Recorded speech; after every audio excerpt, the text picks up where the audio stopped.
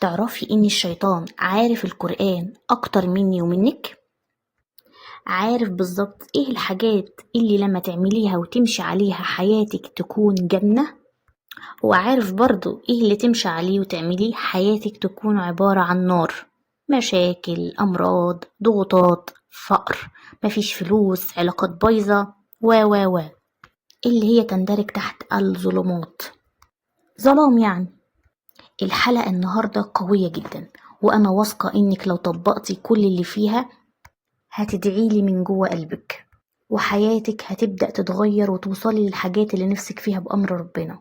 مش طالبة منك بس غير إنك تضغطي لايك علشان الفيديو يوصل لناس كتير تستفاد منه، وإنك تشتركي معانا علشان تستفادي بكل الحاجات اللي هتنزل إن شاء الله الفترة الجاية. وكمان هسيبلك لينك قناة التليجرام انضم فيها علشان توصلك كل الحاجات الحصرية اللي بتنزل عليها. ناس كتير بتقول أنا بصلي، أنا بستغفر، أنا بشكر ربنا، أنا بدعي، أنا بعمل كل الحاجات اللي المفروض أعملها، ولكن مفيش أي نتيجة، مفيش أي حاجة بتتغير.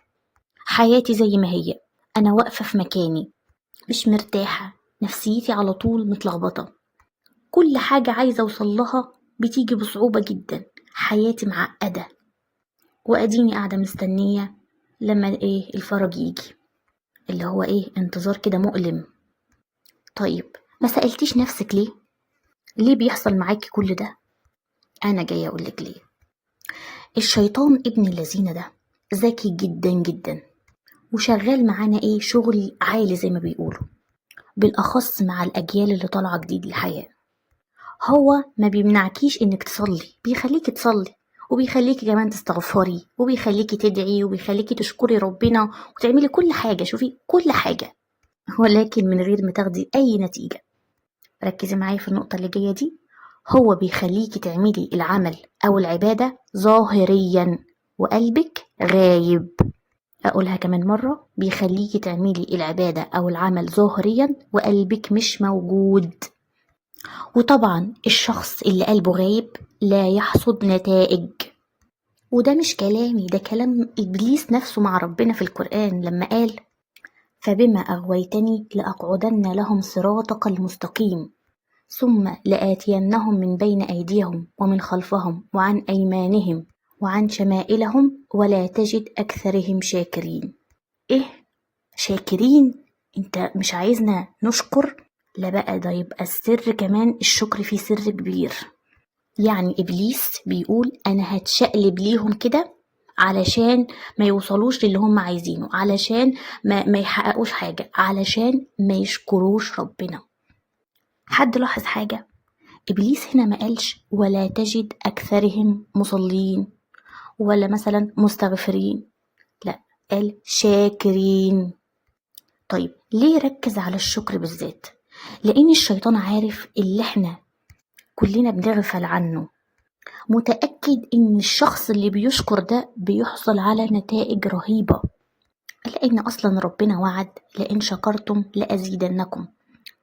يعني أي نعمة أو فضل أو رزق في حياتك، مفيش أي أداة على وجه الأرض تزيد النعمة دي وتخلي فيها بركة وزيادة كده وممتدة معاك غير الشكر فقط، هي دي أداة الزيادة.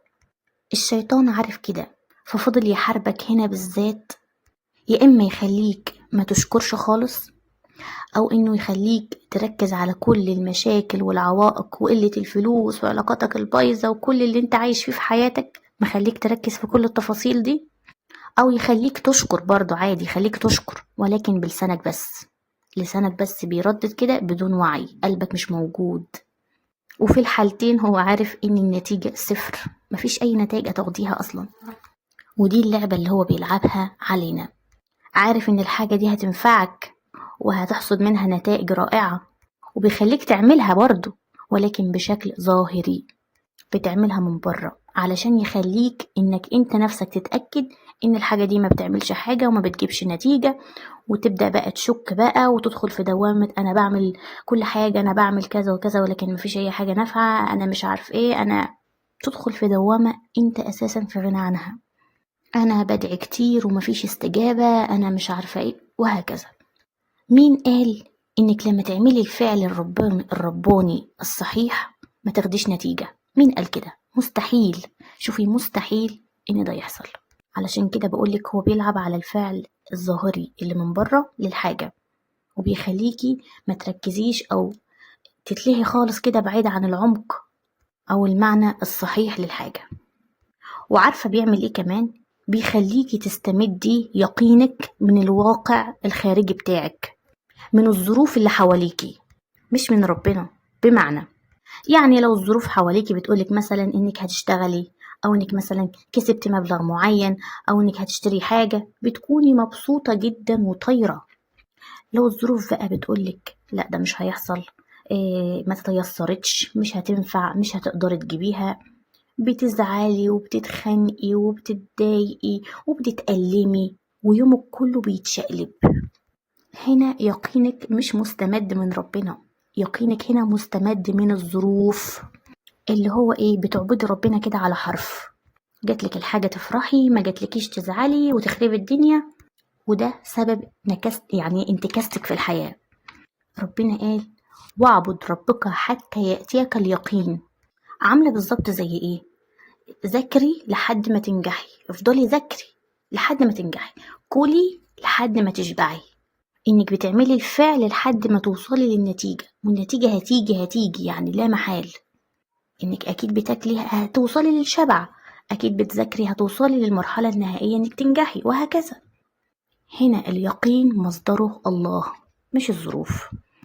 الشخص اللي يقينه من ربنا الظروف عمرها ما تتحكم فيه، بتلاقيه كده مبسوط مرتاح مسلم لربنا، تلاقيه كده في حالة من يعني ايه، رايق كده مع نفسه من غير اي احداث خارجية. يعني مش مستني حاجة تحصل بره علشان هو يكون مبسوط او مرتاح، لا هو مستمد يقينه من ربنا. ربنا هو مصدر السعادة بتاعته، مصدر الروقان بتاعه، مصدر سعادته مش من هنا، من عند ربنا فوق.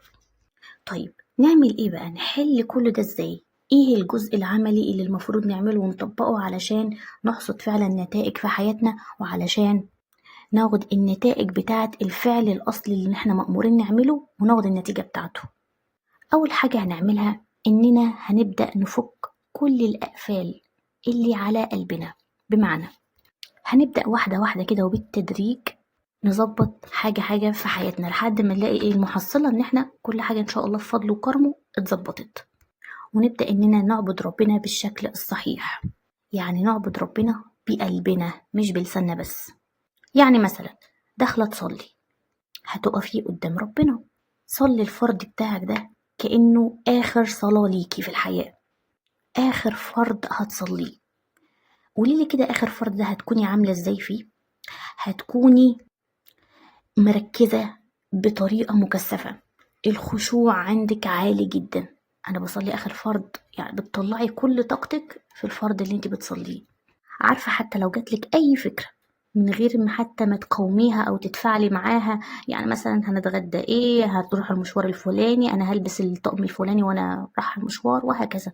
لو جاتلك الأفكار دي انت شخصيا مش هتتفاعلي معاها، تقولي لها اركني على جنب، ده آخر صلاة ليا، عايزة أركز، عايزة أطلعها بأفضل جودة.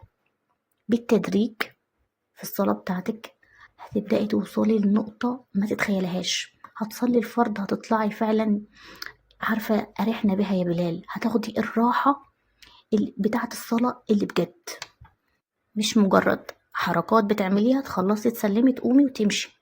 لا، جربي دي وقولي لي النتيجة معاكي في الكومنتات. ده مش يوم ولا اتنين، خلي النقطة دي معاكي طول العمر. نيجي بقى للاستغفار. الاستغفار عايز حضور قلب مع لسان. هديك مثل، انت مثلا لو راح تعتذري لواحدة مثلا غلطت في حقها، تروحي تقولي لها انا اسفة انا غلطت بس عايزة منك فلوس وعربية و طبعا ولله المثل الاعلى، خزائنه واسعة وعطاؤه لا ينتهي. احنا بنستغفر علشان حاجات كتير عملناها، حاجات كتير سويناها في حياتنا، قفلت لنا كل الأبواب اللي تدخل لنا الأرزاق والفضل بتاع ربنا اللي موجود. هو الفضل والرزق موجود، بس احنا اللي بنقفل الباب. مش عايزة منك يا ستي غير 10 دقايق بس خلال اليوم. اقعدي كده مثلا على سجادة الصلاة بعد أي فرض، أو بالليل في قيام الليل، أي وقت 10 دقايق اقعدي استغفري بقلبك. يا رب أنا أسفة، أنا عملت، أنا سويت، أنا غلطت. اطلبي المغفرة بقلبك. عايزة تعيطي عيطي، عايزة تفرغي فرغي. بصي استشعري الاستغفار بقلبك بجد. وعادي يا ستي باقي اليوم عادي رددي ذكر واستغفار بلسانك عادي جدا، هتؤجر عليه وربنا شكور بيجازينا بأحسن حاجة. ولكن لما تعملي الاتنين هتاخدي نتيجة، يعني ايه بوم نتيجة، هتلمسي التجليات في حياتك بجد. طبعا كلنا عارفين فضل الاستغفار بيعمل ايه في حياتنا، سواء في تيسير امور كده، تيسير امور، فلوس، عيال، راحة، قوة، يعني الى حاجات لا تعد ولا تحصى. يبقى بقى ايه، ان احنا نعمل استغفار كده بقلب مع لسان الاتنين. نيجي بقى للتسليم، ان احنا نكون مسلمين لله. ناس كتير بتقول طب اسلم لله ازاي، هو زرار هضغط عليه كده هيتفعل وضع التسليم؟ هقولك لا، هجيبها لك ببساطة. عارفة لما يكون عندك قضية في المحكمة مثلا، ورحتي لأشطر محامي واديتيه القضية دي ان هو يتصرف فيها بكل ما فيها بكل تفاصيلها، وعارفة ان المحامي ده شاطر جدا، ما عمره ما خسر قضية ولا ما جابش نتيجة كويسة، يعني عارفة انه شاطر جدا، وجبت الورق بتاع القضية وسلمتيه للمحامي، هتحسي بعدها انك مطمنة ومرتاحة كده وحاطة ببطنك بطيخة صيفي، مش شايلة هم. القضية بتاعتي مع محامي شاطر هيجيب لي فيها ايه، النتيجة اللي انا عايزاها. ولله المثل الاعلى. سلمي كل امورك لله.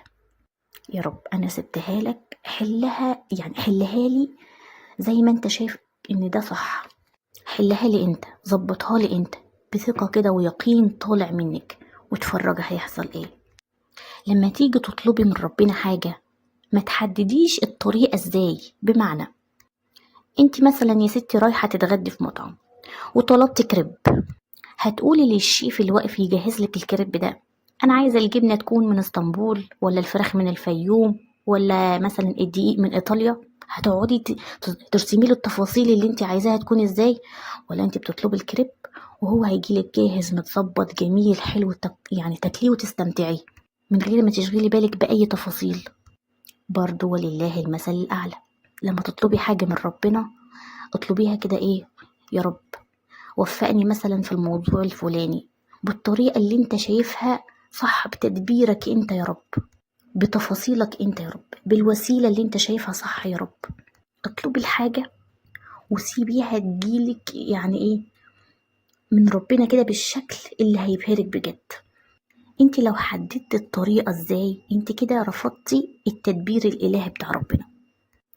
انت اصلا مجرد ما تطلبي الحاجة فورا هي بتحصل، فورا مفيش اي ذرة شك في كده. ادعوني استجب، مجرد ما ابتدي خلاص الاستجابة حصلت. هتلاقي في تطورات في حياتك بتحصل، مش لازم أن تكون تطورات كبيرة جدا، ممكن تكون معلومة جديدة اتعلمتيها، إيه مثلا قابلت حد عارف انت عايزة ايه وهيساعدك فيها. هتلاقي كده في بشريات صغيرة بتحصل على مدار الأيام لحد ما الدعوة بتاعتك تتجلى في الحياة.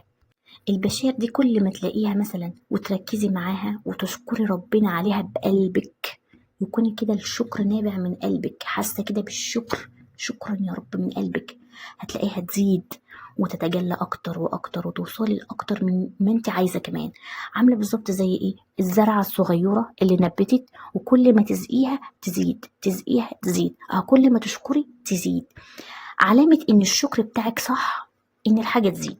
عارفة حتى لو مبسوطة وسعيدة وشكرت ربنا من قلبك على السعادة دي، هتلاقي السعادة دي هتزيد وتتضاعف كده. انت الشكر بتاعك صح، طالما في زيادة يبقى انت بتشكري صح. زي ما قلت لك طول ما في زيادة يبقى انت ماشية صح.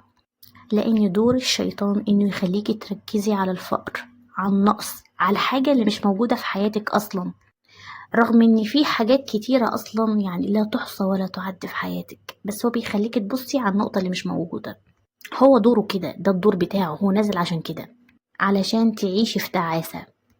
دورك دلوقتي انك تطبقي كل اللي سمعتيه النهاردة، وتتصلي بربنا بقلبك بجد، وترفعي يقينك فيه. كل ما يقينك يزيد في ربنا، كل ما الأرزاق بصي جريت وراكي كده بسرعة البرق، تلاقيها كده الأرزاق هي اللي بتجري وراكي، مش انت اللي بتجري وراها. وعايزة أقولك بجد خدي خطوة، لأن والله العمر بيعدي. أشوفكم الفيديو الجاي، ما تنسوش تشجعوني بلايك، ولو حد محتاج الفيديو ابعتهوله. والسلام عليكم ورحمة الله وبركاته.